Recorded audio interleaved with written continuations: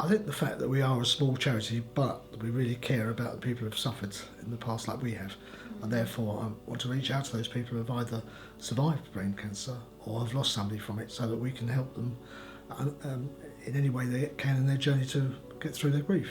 The real thing was that I spent 3 years wasted just feeling sorry for myself, and then I thought, well, what would Sue want? And Sue had done 5 races for lives in the skydive because she was passionate about research. And I thought that's what she would want. That she'd want something to be carried on in her name. That's why it's called In Sue's Name. It's not about me or anything, it's about Sue.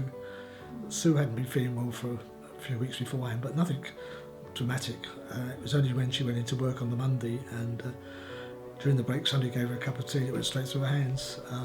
That she then went to see the nurse and phoned up that night and said, Dad, they found 3 lesions on my brain. We didn't know anything about it.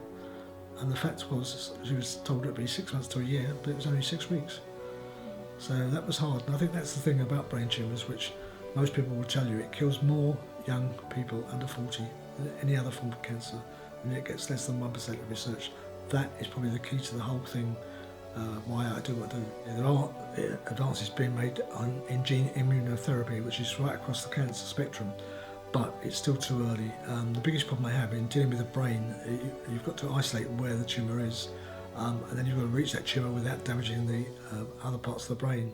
And too often, particularly with craniotomies, it's temporary. They drain a tumour at the front, and then 2 or 3 years later it comes back, but it comes back as a grade 4 cancer. So when they've got benign tumours, even when they operate there, sometimes when they take the benign tumour out, it affects the cortex.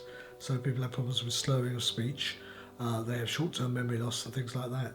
But it is the fact of educating people at what a dreadful disease it is. People don't know about it until it affects somebody they know, and that's when they begin to get interested in what we're doing. So again, I think education is the biggest thing.